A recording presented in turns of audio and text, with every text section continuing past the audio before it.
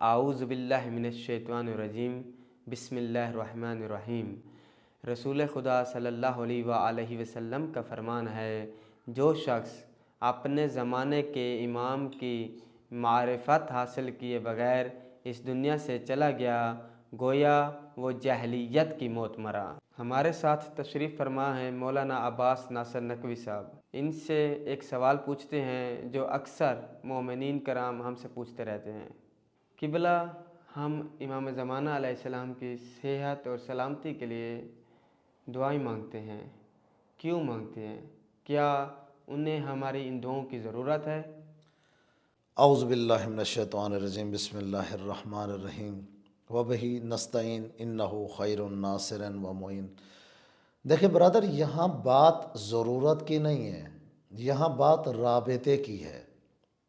یہ ایسا نہیں ہے کہ ہماری دعاؤں کی امام کو ضرورت ہو، بلکہ یہاں پر ہمارے استاد محترم حوزہ علمیہ قوم کے خطیب دکتر رفیع صاحب بہت اچھی مثال دیتے رہتے ہیں۔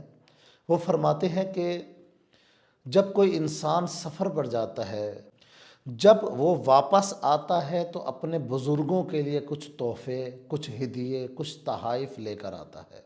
دراصل اس کے تحفے اور ہدیے لے آنے کا مقصد یہ ہوتا ہے، وہ اپنے بزرگوں کو یہ بات تحفے کی شکل میں سمجھانا چاہتا ہوتا ہے کہ آپ میری یادوں میں رہے ہیں، میں آپ کو مسلسل یاد کرتا رہا ہوں۔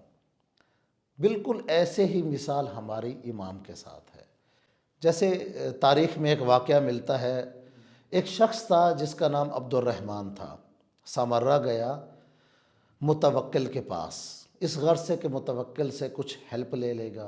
مالی طور پر بہت مشکلات کا شکار تھا، تنگ دست تھا۔ جب وہ وہاں سامرہ پہنچا، متوکل کے دربار کے باہر دیکھا کافی بھیڑ ہے، سپاہی وہاں موجود تھے۔ تو ان سپاہیوں سے پوچھتا ہے، آج خیریت تو ہے؟ یہاں پر اتنی بھیڑ ہے باہر دربار کے۔ تو وہ سپاہی اس کو کہتا ہے کہ یہاں امام ہادی علیہ السلام آ رہے ہیں، متوکل نے انہیں اپنے دربار میں طلب کیا ہوا ہے، بلایا ہوا ہے۔ یا اتنے میں اس نے دیکھا کہ امام ہادی علیہ السلام کی سواری آئی، اس نے امام ہادی علیہ السلام کے چہرے کی زیارت کی۔